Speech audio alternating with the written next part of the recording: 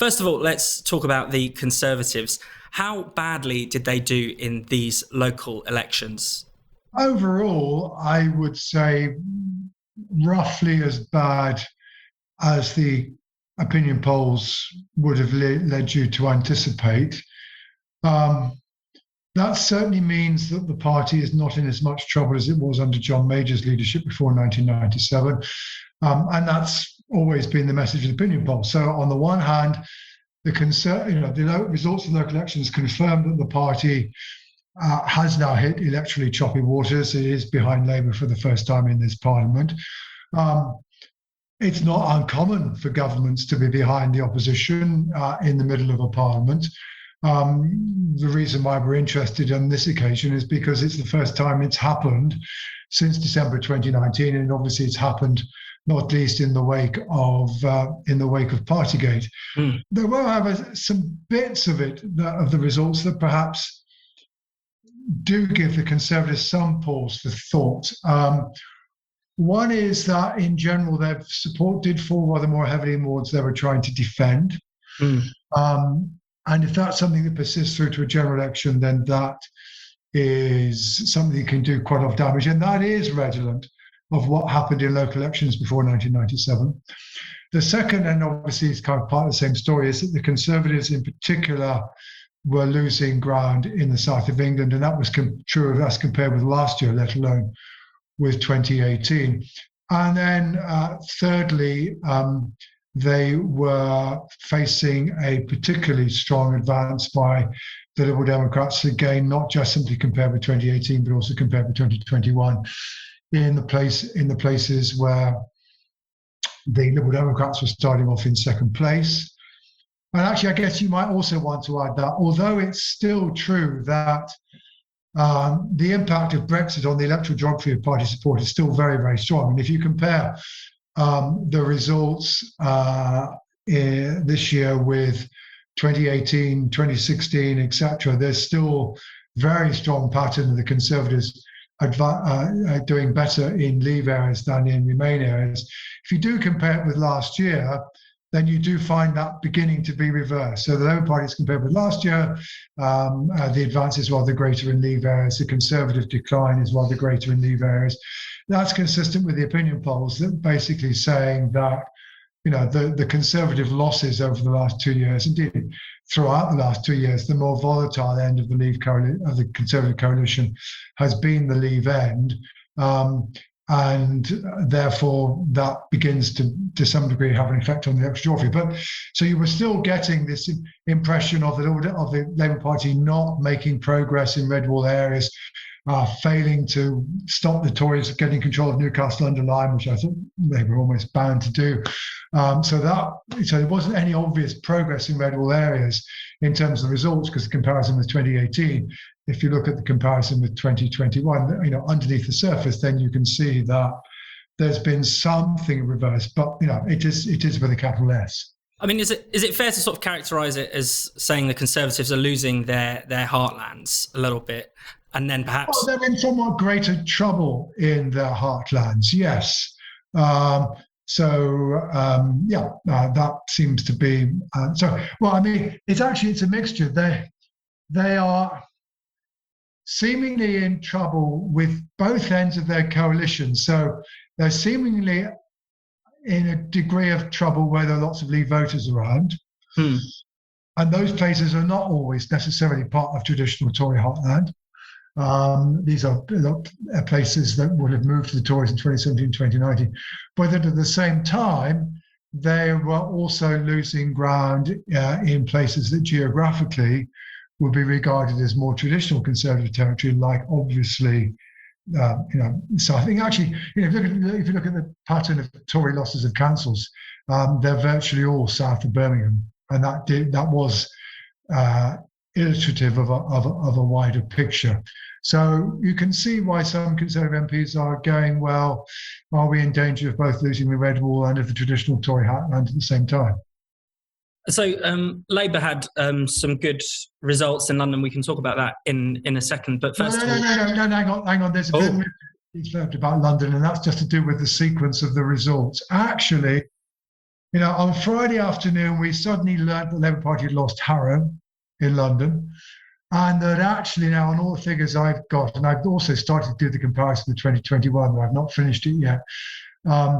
Labour did not do any better in London than they were doing across the country as a whole. In fact, I think Labour's vote in London, when we get all the results, will probably prove to be slightly down on where it was in 2018, whereas outside of London and also outside the north of England, because it's in the north of England, the Labour Party is still down as compared to 2018.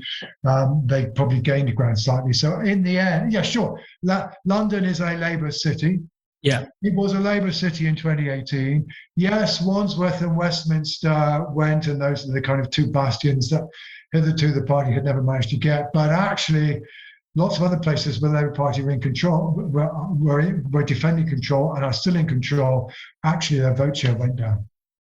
And in terms of the rest of the country, for Labour in particular, I mean, you said it's a bit of a mixed picture. Is there any route to power that could be emerging for the next general election for Labour? The route to power to Labour Party has been fairly blindingly obvious for quite a long time. But the point is, its route to power is a minority administration. Right. It's going to be very difficult for Labour to get an overall majority. Unless the electoral geography changes, and some certain amount of excitement has been generated by the fact that it has been pointed out that Labour made some relative ground in Leave areas in as compared with 2021, and maybe if that would happen in the general election, that might make their chances of getting overall majority rather better. And yeah, there's a certain amount of truth in that. But equally, we've got a boundary review coming, which certainly isn't going to do Labour any favours, essentially because of the reduction in representation in Wales. And that without a recovery in Scotland, of which there isn't any sign, no sign of the Labour Party closing the gap on the SNP, which is the crucial bit. They changed places with the Tories and turned to second place. In the absence of that, then the path to an overall majority is Labour have to be a very long way ahead, and they have to be further ahead than they are at the moment in the opinion polls, and we are in mid-term. On the other hand, the Conservatives do need to win the next election. If they don't win the next election or come very, very close to it, they don't have any friends inside the House of Commons. Yeah. Ergo, very difficult to sustain a minority administration, even if they have more seats than Labour. But the realpolitik that the Labour Party has to face is you're probably going to have to strike a deal. And both deals are probably pretty big. It's either do something about proportional representation to get the Liberal Democrats on board, because the Liberal Democrats ain't going to be messed around with a referendum on the alternative vote for a second time, or it's doing something on some kind of referendum for Scotland in which independence is one of the options on the ballot paper. And it's probably going to be very, very difficult to avoid one of those two choices. And you might have to make both of them. Yeah, potentially. But that's the route back to power, probably. It's actually doing deals. And I think also the other price of all that would be you would be talking about renegotiating the trade and cooperation agreement. So that subject of Brexit, the Labour Party still doesn't want to talk about. I think goes back on the agenda as well. And do you think, is Brexit identification still playing a big role in our politics, even if politicians would rather not talk about it? I mean, we've had elections recently where it's been stronger than original party identifications, for instance. Well, the proportion of people who identify strongly as Remain or Leave is still well above that for political parties. It's not quite so strong as it was. But we're still. I mean, this is the issue with which people identify to the kinds of levels that we've not seen for parties since the 1960s. Now, so far as the relationship between vote and party choice is concerned, well, it follows from what we were saying earlier. That isn't as strong as it was in 2019. Basically, it's currently roughly where it was at the time of the 2017 general election. So it's still stronger than it was before Brexit. It's not as strong as it was in 2019. But there's still, and the Labour Party has made some relative progress amongst Leave voters. And the Conservatives have certainly lost ground amongst Leave voters. So it's not all gone to Labour. Some of it's wandered off to Reform. etc. But it's still there. I mean, the Labour Party is still, roughly twice as popular amongst Remain voters as it is amongst Leave voters. And the Conservative Party, although now much diminished amongst Remain but Leave voters, is at least as twice as popular amongst Leave voters, if not more popular than it is amongst Remain voters. So yeah, the division is there. And I think you can certainly anticipate that the Conservatives will be attempting to try to remobilize the Leave vote between now and 2024. The opposition parties have to think about a way of having to countermand that. Now, of course, against the backdrop of a cost of living crisis, etc., that might prove more difficult for the Conservatives than it might otherwise be. But it's still there. It's just it's not as strong as it was back in 2019. I think, and the other way in which it's changed, it is beginning to look as though the Liberal Democrats are now able to act as the party of protest, even in Leave voting areas. Yeah. So there isn't actually any relationship at all between the modest but discernible rise in Liberal Democrat support and how Remain or Leave voting in the area was. And of course, they did manage to gain control of Somerset, as well as Kingston upon Hull.